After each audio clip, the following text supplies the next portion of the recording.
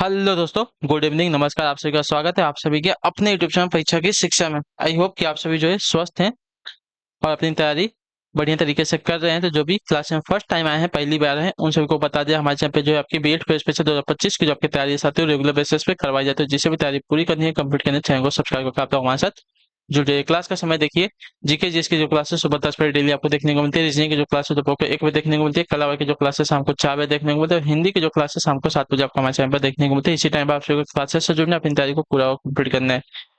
नीचे डिस्क्रिप्शन में आपको इंस्टाग्राम टेलीग्राम का लिंक मिलेगा, तो आप हमें इंस्टाग्राम को फॉलो करेंगे और टेलीग्राम चैनल को ज्वाइन करेंगे।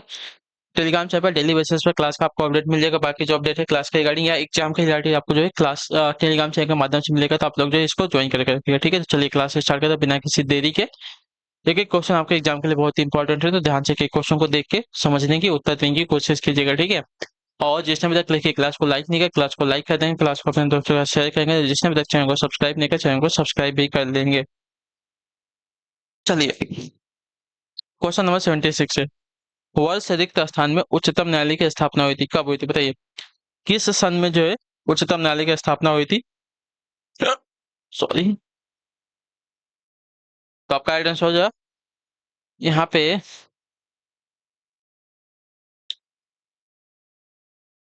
1950 में, ठीक है। ऑप्शन नंबर जो डी दिया गया आपका राइट आंसर, ठीक है। भारत में उच्चतम न्यायालय की स्थापना आपकी 28 जनवरी 1950 को दी गई थी, ठीक है। भारत की उच्चतम न्यायालय भारत का उच्चतम न्यायालय जो है भारत की शीर्ष न्यायिक प्राधिकरण है, जिसे भारतीय संविधान के भाग 5 के अध्याय 4 के अंतर्गत स्थापित किया गया है, ठीक है। चलिए, अगले क्वेश्चन की तरफ बढ़ेंगे। ध्यान से देखिए, आपका 77 भारतीय संविधान की कौन सी अनुसूची में दल बदली के आधार पर पात्रता रद्द कराने का प्रावधान है? बताइए। भारत के भारतीय संविधान की कौन सी अनुसूची में दल बदली के आधार पर पात्रता रद्द कराने का प्रावधान दिया गया है? तो इसका राइट आंसर आपका हो जाएगा साथियों 10वीं अनुसूची का। ऑप्शन नंबर जो बी दिया गया आपका राइट आंसर है। भारतीय संविधान की 10वीं अनुसूची में दल बदली के आधार पर पात्रता रद्द कराने का प्रावधान है। यह अनुसूची जो है संविधान के 52वें संशोधन 1985 के द्वारा जोड़ी गई थी। इसके तहत जो है यदि किसी दल के 2/3 सदस्य किसी अन्य पार्टी में विलय कर ले तो उसे दल बदल नहीं माना जाएगा, ठीक है। अगले क्वेश्चन की तरफ बढ़ेंगे। आपका है 78वां। मानवाधिकार की सार्वभौमिक घोषणा में उल्लेखित मानवाधिकार के सिद्धांत भारतीय संविधान के किन अनुच्छेदों में निहित है? तो इसका राइट आंसर आपका हो जाएगा साथियों अनुच्छेद 12 से 51 ए तक, ठीक है। ऑप्शन नंबर जो ए दिया गया आपका राइट आंसर, मानवाधिकार की सार्वभौमिक घोषणा में उल्लेखित मानवाधिकार के सिद्धांत भारतीय संविधान के अनुच्छेद 12 से 51 ए में निहित है। इसके अंतर्गत मूल अधिकार, राज्य के नीति निर्देशक तत्व और मौलिक कर्तव्य वाले भाग शामिल है, ठीक है। क्लियर सभी को? चलिए, मौलिक अधिकार, ठीक है, मौलिक कर्तव्य, मूल अधिकार और राज्य के नीति निर्देशक तत्व, ये सभी तीनों आपके शामिल है इसमें, ठीक है। अगले क्वेश्चन की तरफ बढ़ेंगे। आपका है 79वां। द्वितीय विश्व युद्ध के दौरान भारत का वायसराय कौन था? तो इसका राइट आंसर आपका हो जाएगा साथियों लॉर्ड लिन लिथगो, ठीक है। ऑप्शन नंबर ये आपका राइट आंसर है। द्वितीय विश्व युद्ध यानी कि 1939 से लेकर 45 के दौरान जो भारत का वायसराय आपका लिन लिथगो था। उसका कार्यकाल आपको 1936 से लेकर 1945 तक था। उसी के समय भारत में भारत छोड़ो आंदोलन भी जो है प्रारंभ हुआ था, ठीक। चलिए, अगले क्वेश्चन की तरफ बढ़ेंगे। आपका 80 नंबर बताने की कोशिश कीजिएगा। राइट आंसर विश्वत वसंत ज्वार प्रत्येक बार कितनी अवधि के बाद घटित होता है बताइए।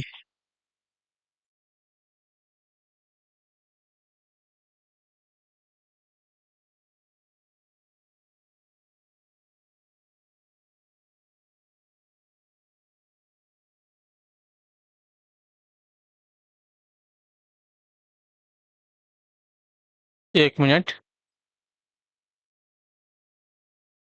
चलिए, क्या दिया गया? विश्वत वसंत ज्वार प्रत्येक बार कितनी अवधि के बाद घटित होता है? तो इसका राइट आंसर आपका हो जाएगा साथियों 6 महीने के बाद। ऑप्शन नंबर जो ए दिया गया आपका राइट आंसर होगा, ठीक है। विश्वत वसंत ज्वार प्रत्येक बार जो है 6 महीने की अवधि के बाद घटित होता है, जिस समय चंद्रमा का झुकाव विषुवत रेखा या भूमध्य रेखा पर लंबवत पड़ता है, तो उस समय उत्पन्न ज्वार को जो है विषुवत रेखीय या विषुवीय वसंत ज्वार कहा जाता है, ठीक है।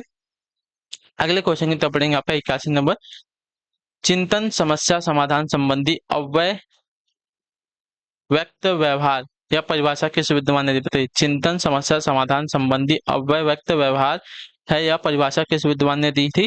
तो यह परिभाषा जो है आपकी मोहसिन ने दी थी। ठीक है, ऑप्शन नंबर जो सी दिया गया आपका राइट आंसर होगा। ठीक है, क्लियर से को चिंतन के संबंध में यह परिभाषा आपकी मोहसिन ने दी है। अगले क्वेश्चन की तब पढ़ेंगे आपका 82 82 नंबर है।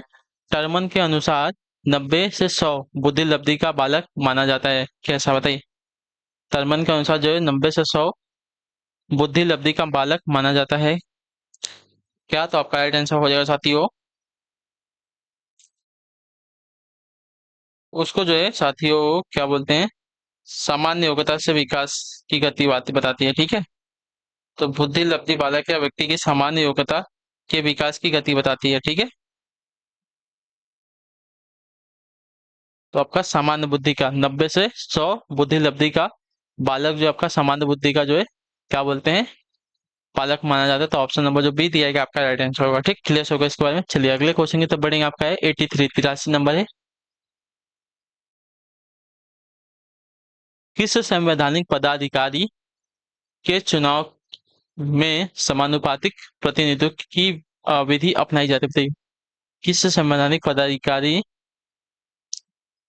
के चुनाव में जो है समानुपातिक प्रतिनिधित्व की विधि अपनाई जाती है? तो इसका राइट आंसर आपका हो जाएगा साथियों राष्ट्रपति के। ठीक है, ऑप्शन नंबर जो डी दिया गया आपका राइट आंसर होगा। ठीक है, राष्ट्रपति का निर्वाचन जो है समानुपातिक प्रतिनिधित्व प्रणाली और एकल संक्रमणीय मत पद्धति के द्वारा होता है। राष्ट्रपति के निर्वाचन के लिए निर्वाचक मंडल में राज्यसभा, लोकसभा और राज्यों की विधानसभाओं में निर्वाचित सदस्य रहते हैं। ठीक है, क्लियर सभी को। चलिए अगले क्वेश्चन की तरफ बढ़ेंगे। आपका है 84 में, भारत के किस क्षेत्र में ज्वारीय शक्ति की प्रबल संभावना? बताइए, भारत के किस क्षेत्र में ज्वारीय शक्ति की प्रबल संभावना है? तो इसका राइट आंसर हो जाएगा साथियों खंबात की खाड़ी में। ऑप्शन नंबर जो ए दिया गया आपका राइट आंसर, खंबात की खाड़ी में ज्वारीय शक्ति की प्रबल संभावना है। खंबात की खाड़ी जो अरब सागर स्थित एक त्रिकोणीय आकृति की खाड़ी है। ठीक है, क्लियर है। चलिए नेक्स्ट है आपका 85 85 में, कौन सी रेखा जो है भारत से होकर गुजरती है? बताइए, कौन सी रेखा जो है भारत से होकर गुजरती है? तो आपका राइट आंसर यहाँ पर साथियों कर्क रेखा। ऑप्शन नंबर जो ए दिया गया आपका राइट आंसर, कर्क रेखा जो है 23.5 डिग्री उत्तरी अक्षांश लगभग भारत के मध्य से होकर गुजरती है। ठीक है, यह 8 राज्यों से होकर गुजरती है।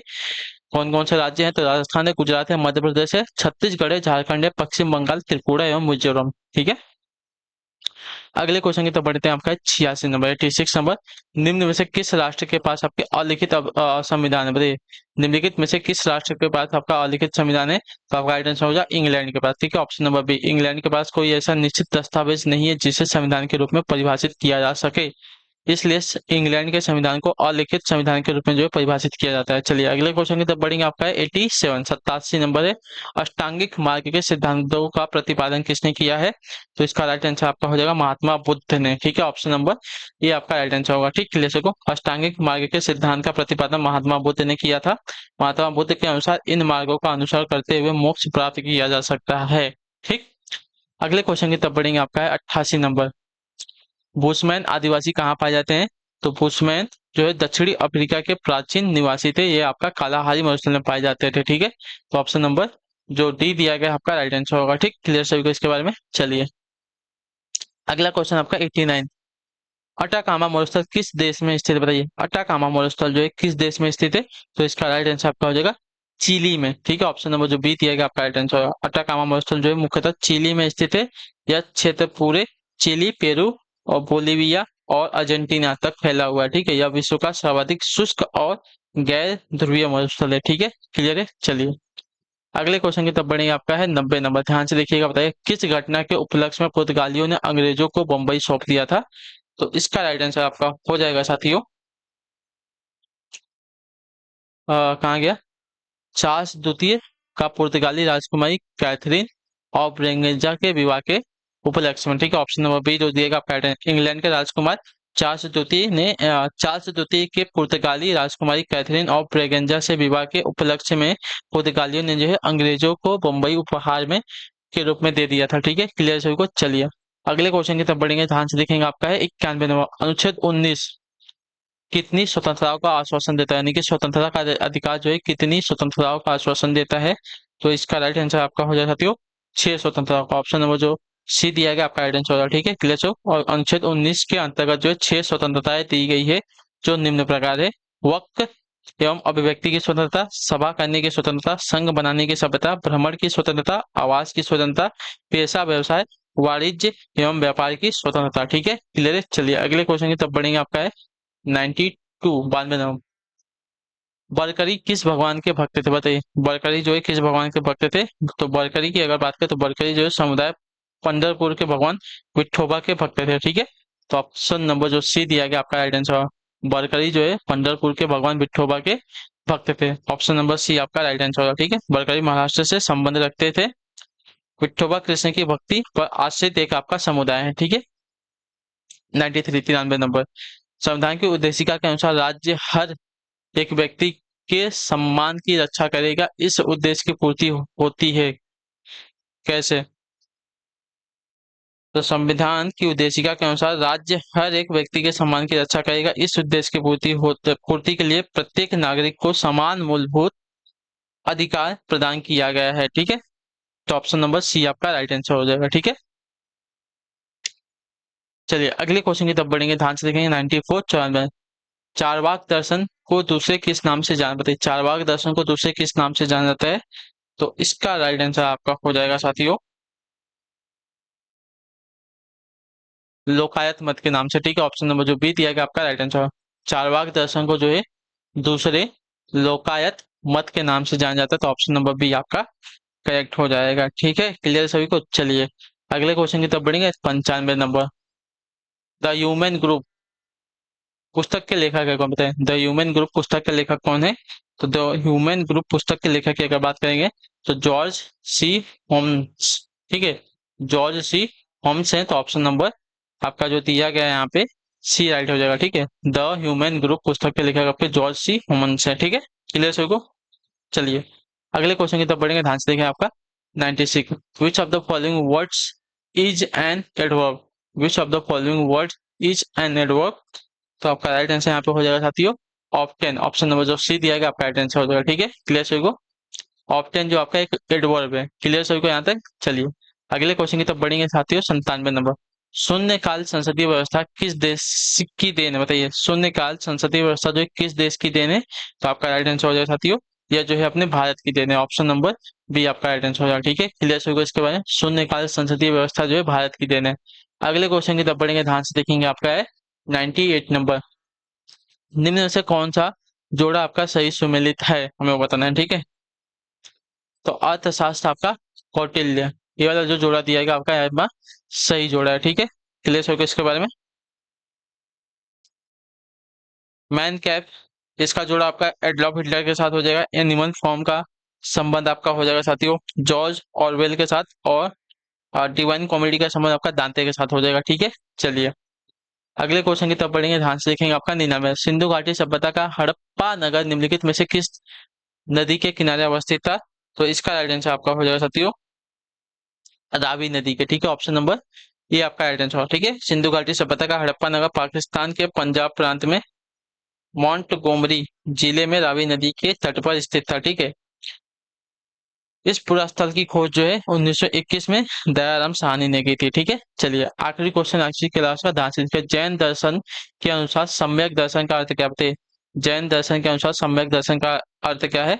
तो इसका राइट आंसर हो जाएगा तत्व ज्ञान की प्राप्ति, विश्वास या श्रद्धा। ऑप्शन नंबर जो बी दिया गया आपका जैन दर्शन के अनुसार सम्यक दर्शन का अर्थ होता है तत्व ज्ञान की प्राप्ति, विश्वास या श्रद्धा। तो option number B will be the right answer. ठीक, चलिए तो इसी के साथ जो आपकी क्लास है आज की क्लास की यहीं पे कंप्लीट हो गई। आई होप कि आपको क्लास जो है साथियों अच्छी लगी। अच्छी लगी क्लास को लाइक कर दिया, चैनल पहले तो चैनल को सब्सक्राइब करके जाएगा और नीचे फीडबैक में अपना जो कमेंट देके जाइएगा। ठीक है, कमेंट में अपना फीडबैक देके जाइएगा। तो हम आपसे मिलते हैं अगली क्लास में। तब तक के लिए टाटा बाय बाय, जय हिंद जय भारत। आपसे क्लास से जुड़ने के लिए बहुत बहुत ही धन्यवाद साथियों।